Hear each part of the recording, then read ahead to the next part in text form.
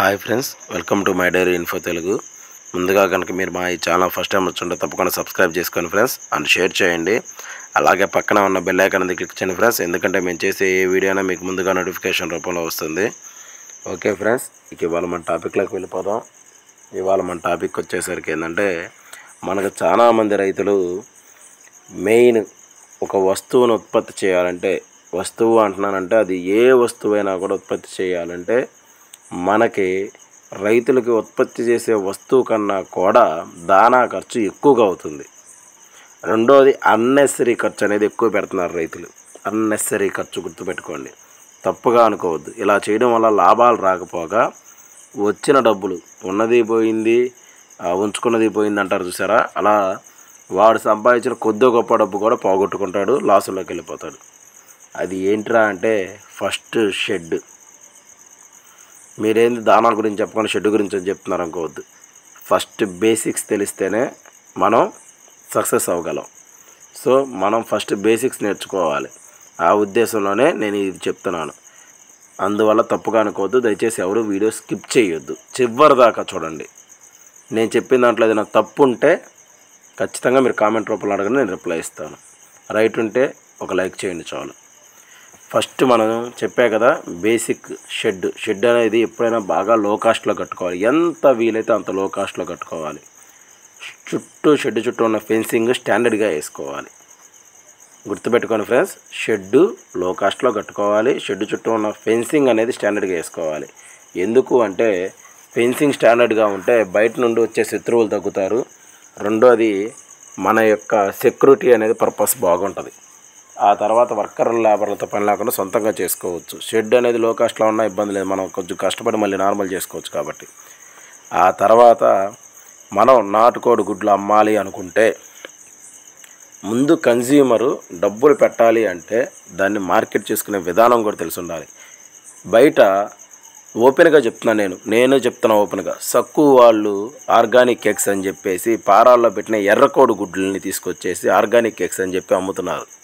ఎంత అమ్ముతున్నారు? అది కూడా రోజు ఒక గుడ్డు పెట్టగలిగింది కాబట్టి ఆ రోజు ఒక గుడ్డు పెట్టగలిగిన ఆ కోడిగుడ్డుని దగ్గరగా 8 రూపాయల నుండి 9 రూపాయలు అమ్ముతున్నారు, 5 రూపాయలు అమ్మే గుడ్డుని.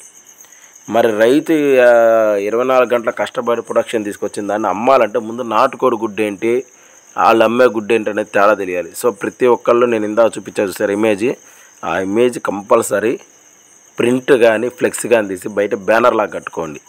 అలాగే ఇక్కడ మీకు నేను విజిటింగ్ కార్డు అది 2 ఎట్లా ఇచ్చానో అలాంటివి మార్కెట్ చేసుకోండి. ఫస్ట్ మీ యొక్క షెడ్ ఎదురు మీ మాంసము, మీ గుడ్లు యొక్క క్వాలిటీ అనేది కంపల్సరీ బ్యానర్ ఉండాలి రోడ్డు మీద. అలా ఉంటే 10 మంది చూస్తారు, పలానా వాళ్ళ దగ్గర క్వాలిటీ ఉందంటే ₹1 ఎక్కువ పెట్టి కొంటారు.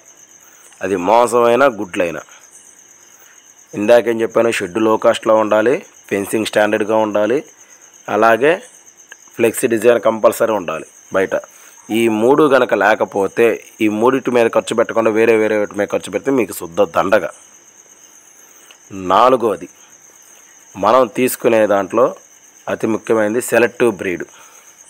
మీరు గుడ్లు అమ్ముకోవాలి అనుకుంటే గుడ్లు అమ్ముకునే బ్రీడ్ ఉంటుంది, మాంసం అమ్ముకోవాలంటే మాంసం అమ్ముకునే బ్రీడ్ ఉంటుంది.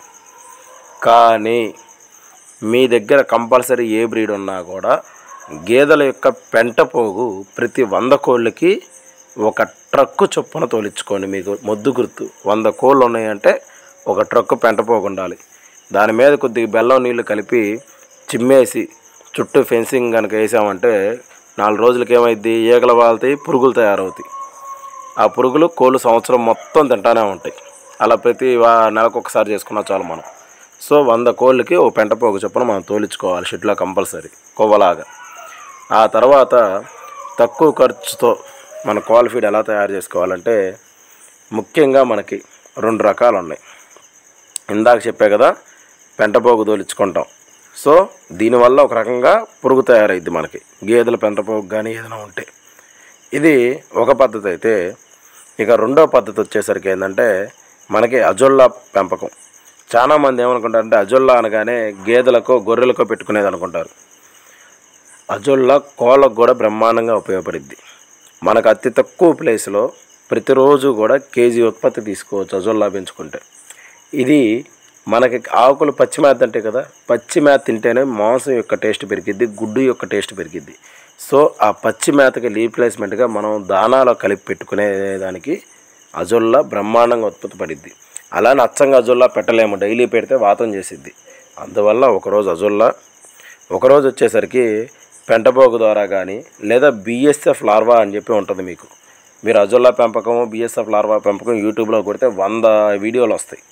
సో వాటి గురించి నేను డీటెయిల్గా చెప్పదలుచుకోవాలి. కానీ ఒకరోజు అజొల్లా పెంపకం చేయాలి, ఒకరోజు బిఎస్ఎఫ్ లార్వా అనేది ఉత్పత్తి చేసి మన కోళ్ళకి పెట్టుకోగలగాలి. ఇవి రెండు కూడా మనకి కేజీ 2 నుండి 3 రూపాయల లోపే తయారవుతాయి. కేజీ పురుగులు కానీ లేదా కేజీ అజొల్లా కానీ మనం ప్రొడక్షన్ స్టార్ట్ చేస్తే 2 నుండి 3 రూపాయల లోపే తయారవుతాయి. ఇదే దాన్ని మనం ఫుడ్ రూపంలో కొనాలంటే దగ్గరగా ఒక కేజీ 50 రూపాయలు పెట్టాలి. సో ఈ రెండు మనకు తక్కువలో అయిపోద్ది. రెండోది వీలైనంత వరకు పెంట పోగు చెలుగుతూ ఉంటాయి కాబట్టి మనకి ఆ నైదెబ్బల పోగుని చెరిగినప్పుడు వచ్చే పురుగు వల్ల కానీ ఆ తినే పురుగు వల్ల కానీ గుడ్డు యొక్క టేస్ట్ పెరిగిద్ది. ఆర్గానిక్ కాబట్టి కోడి యొక్క హెల్త్ పెరిగిద్ది. కోడి ఎంత చెలిగితే అంత హెల్త్ పెరిగిద్ది. సో ఈ విధంగా మనం ఫీడ్ కనుక తయారు చేసుకోగలిగితే మనకి మన యొక్క షెడ్లో ప్రొడక్షన్ ఖర్చు, ఒక గుడ్డు తయారవడానికి అయ్యే ఖర్చు చాలా తక్కువైంది. ఇక సెలెక్టివ్ బ్రీడ్ ఇందా చెప్పా కదా, గుడ్లు పెట్టుకోవడానికి గిరిరాజా, వనరాజా, రాజశ్రీ లాంటి కోళ్ళు ఉన్నా కూడా అవి మాంసానికి పనికిరావు. ఎవరైనా మాంసానికి అమ్ముకోవాలి, దీని మీదే డిపెండ్ అయ్యి అసలు అచ్చంగా కోళ్ళ మీద డిపెండ్ అవ్వాలనుకున్నప్పుడు ఆ గిరిరాజా కోళ్ళు ఒక 100 కోళ్ళు పెట్టుకుంటే ఒక 100 వచ్చేసరికి మనకు మార్కెట్లో దొరికే పందెపు కోళ్ళు. గుర్తుపెట్టుకోండి ఫ్రెండ్స్, పెరుగు క్రాసులు, గిరుగు క్రాసులు మనకు వద్దు. మనకి తూర్పు మెట్టవాటం కోళ్ళు అనేవి ఉంటాయి. సో తూర్పు జాతి మెట్టవాటం కోళ్ళు ఏంటంటే మనకు బాగా హై సైజులో ఉన్న పుంజులు రెండింటిని, అలాగే బాగా హై సైజులో ఉన్న పెట్టల్ని, హెవీ సైజు ఉన్న పెట్టల్ని ఒక 10 పెట్టల్ని, ఎన్ని రంగులు దొరికితే అన్ని రంగుల పెట్టల్ని, ఒక 2 మంచి పుంజుల్ని తీసుకోండి. వాటి యొక్క పిల్లలు డెవలప్ చేసుకుంటే మీరు మాంసానికి అమ్మాలన్నా కూడా పుంజు 4 కేజీల నుండి 3 కేజీల నుండి 4 కేజీల వెయిట్ వస్తుంది. పెట్ట వచ్చేసరికి 2 నుండి 3 కేజీల బరువు ఉంటుంది. సో 2 కేజీలు పెట్ట వేసుకున్నా, 4 కేజీలు పుంజు వేసుకున్నా, మన కేజీ 300 రూపాయలు వేసుకున్నా కూడా ఒక పుంజున సంవత్సరం పాటు మేపితే 1200 రూపాయలు మీకు వస్తుంది. మార్కెట్లో కళ్ళకద్దు కొనుక్కుంటారు మాంసాన్ని. దీన్ని ఇది హాట్ కేక్ లాగా వెళ్ళిపోద్ది. దీని యొక్క గుడ్లైనా మాంసమైనా హాట్ కేకులు. విడిగా దాని మోజున్నోడు గుడ్లు అమ్ముకోవాలన్నా గుడ్డు మనం 20 రూపాయల నుండి 30 రూపాయలు యావరేజ్ అమ్ముకోగలుగుతాం. లేదా మాంసం అమ్ముకోవాలన్నా 300 రూపాయలు యావరేజ్ రేటు పడిద్ది. ఇది గ్యారెంటీ రాసియచ్చు.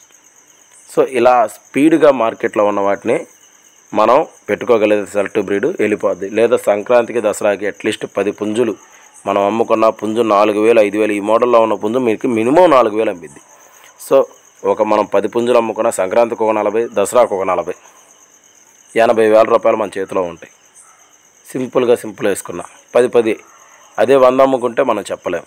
అలా మాంసానికి అమ్ముకోగలిగేలాగా, గుడ్లకు అమ్ముకునేలాగా ఈజీ మార్కెటింగ్ చేసుకునే విధానం అనేది చెప్తున్నా ఫ్రెండ్స్. ఈ వీడియో ఖచ్చితంగా ప్రతి రైతు తెలుసుకోండి. ఎందుకంటే చాలామంది షెడ్లు పెడుతున్నారు, నేను అంత ఖర్చు పెట్టి, ఎంత ఖర్చు పెట్టి, అది పెట్టి, ఇది పెట్టి, ఇవన్నీ వేస్ట్. తెలివైన రైతు, స్మార్ట్ రైతు అయితే, స్మార్ట్గా ఆలోచించే రైతు అయితే సింపుల్గా 3 ఒక ట్రక్కు పెంటపోగు 500 మ్యాక్సిమం సంవత్సరం పాటు పురుగు అందించిద్ది. మన నేల సాయిల్ ఎరుగుతుంది, చెట్లకు ఎరువు అవుతుంది, ఆర్గానిక్గా కాయలు వస్తాయి. Second thing BSF larva farming. 5 రూపాయల్లో లార్వా తయారైద్ది, 1 కేజీ లార్వా. మూడోది అజొల్లా, 2 నుండి 3 రూపాయల్లో కేజీ అజొల్లా వస్తుంది. సో ఒకరోజు అజొల్లా మేపుకుంటున్నాం, ఒకరోజు లార్వా మేపుకుంటున్నాం. మన కోళ్ళను బట్టి ఆ స్ట్రెంత్ పెంచుకుంటూ పోవాలి. ఫస్ట్ చిన్నగా మొదలు పెట్టండి, బాగుంటే ఎక్కువ పెంచండి, క్వాలిటీ ఎక్స్ చూపించండి. ఇక మేత విషయానికి వస్తే పచ్చి మేత అనేది మేస్తేనే టేస్ట్ ఉంటుందని చెప్పా కదా. మనకి దానా పరంగా ఆలోచించుకుంటే మనకి మార్కెట్లో స్టోర్ బియ్యం 12 రూపాయల నుండి 20 రూపాయలు అమ్ముతుంది. చాలామంది ఏం చేస్తున్నారు, సజ్జలు, రాగులు, జొన్నలు ఇవన్నీ పెడుతున్నారు. కోడికి ఓవర్గా పెడితే ఆర్గాన్స్ ఫెయిల్ అయిపోతాయి, కోళ్ళకి మోరెండిపోయే రోగం వస్తుంది. సో 1 కేజీ బియ్యం ఉడకబెట్టండి, అందులో ఒక 100 గ్రాములు, గుర్తుపెట్టుకున్న కేజీకి 100 గ్రాములు జొన్నలు, సజ్జలు, రాగులు, మొక్కజొన్నలు, తైదలు, ఇలా మీకు ఏది చీప్గా దొరికిద్దో అవన్నీ ఒక 4-5 రకాలు తీసుకొని వాటిని మరాడిచ్చి వాటిలో నుండి అన్నీ కలిపిన ఆ మిశ్రమంలో నుండి 100 గ్రాములు ఈ ఉడకబెట్టిన అన్నంలో కలిపేయండి. కలిపేసి బాగా మగ్గనేయండి ఉడకన్నంలో. చక్కగా మడ్డన్నం లాగా అవుద్ది. ఆ మడ్డన్నం ఒక పూట పెట్టండి. పొద్దున్నే అజొల్లా కానీ బిఎస్ఎఫ్ లార్వా కానీ లేదా పెంటపోకు కానీ చలగనియండి. పొద్దున పూట ఎర్లీ మార్నింగ్ 6-7 కోళ్ళు ఇప్పేటట్టయితే 6 కోళ్ళు ఇప్పేసి అవి పెట్టేసేసి వెళ్ళిపోండి. మీరు 12 పొద్దున్నే 10 అన్నం వండేస్తే 12 బాగా మగ్గిపోయి ఆరిపోయి ఉండిద్ది. అది పెట్టుకోండి. కంఫర్టబుల్గా కోళ్ళు తింటే అరుగుదల బాగుంటుంది. ఇక చివరిగా ఒక చిన్న మెడిసిన్ గురించి చెప్తున్నాను. మీకు ఇక్కడ చూపించా రుచా మ్యాక్స్, రుచా జైము. మనకు ఒక్కొక్క ప్యాకెట్ ఖరీదు 20 రూపాయలు పడిద్ది ఫ్రెండ్స్. రుచా మ్యాక్స్ ఒక 20, రుచా జైమ్ ఒక 20 వేసుకోండి. మహా అయితే 40 రూపాయలు 100 కోళ్ళకు వస్తుంది. ఇదేంటంటే మనకి ఎన్ని కోళ్ళు ఉన్నాయో అన్ని కోళ్ళకి, అంటే 100 కోళ్ళకి అదొక ప్యాకెట్, ఇదొక ప్యాకెట్. కోడికి 40 పైసలు పడిద్ది గట్టిగా పడితే. ఒక బెల్లం గడ్డ తీసుకోండి. చక్కగా ఈ రెండు కలిపేసి బాగా నూరండి. బెల్లం గడ్డకేసి 100 ఉండలు చేయండి. ఒక్కొక్క కోడికి ఒక్కొక్క ఉండ వేయండి. లేదు నేను అది కూడా చేయాలనుకున్నారా, ఆ నూరిన మిశ్రమాన్ని మనకు వాటర్ ఉంటుంది కదా, కోళ్ళు తాగే వాటర్ ట్రింకర్లు వస్తాయి బయట మనకు మార్కెట్లో 250 నుండి 300 వాటర్ ట్రింకర్లు దొరుకుతాయి. ఆ వాటర్ ట్యాంకర్లో వేసేసి బరీగా నీళ్లు పోసేయండి. ఆ నీళ్లు తాగినా కూడా కోళ్ళకు అరుగుదల సమస్య ఉండదు. ఇది పూర్తిగా హెర్బల్, కెమికల్ కాదు. మనకు అల్లం, చిన్నులపాయలు అంటే హెర్బల్ దాంతో తయారైన ప్రోడక్ట్ కాబట్టి రిజల్ట్ బాగుంటుంది. కోడికి ఒక అరుగుదల సమస్య లేదంటే ఏ సమస్య రాదు. మన షెడ్లో ఇది నేను బేసిక్ ఇన్ఫర్మేషన్ చెబుతున్నాను ఫ్రెండ్స్, నాట్ ఫర్ మెడిసిన్ చెప్పట్లేదు. జస్ట్ బేసిక్ షెడ్ పెట్టే విధానం ఒక అవేర్నెస్ రావాలి తెలియని వాళ్ళకని, తెలిసిన వాళ్ళని ఉద్దేశించి కాదు. ఎవరైనా మీ ఏరియాలో షెడ్ పెట్టాలనుకునే వాళ్ళు ఎవరైనా ఉంటే దయచేసి ఈ వీడియో వాళ్ళకి షేర్ చేయండి. వాళ్ళకి 100% ఉపయోగపడిద్ది. రైతులు బాగుపడతారు. మనకి షేడ్ నెట్లు లేదా ఇలాంటి టర్పంటైన పట్లతో షెడ్లు వేసుకోవచ్చు. మీకు రేకులు పెట్టి లేదా టాటా వాళ్ళ రేకులు, స్టెయిన్లెస్ స్టీల్ రేకులు పెడితే మనకు దానివల్ల డబ్బులు బొక్కే కానీ రూపాయి లాభం రాదు.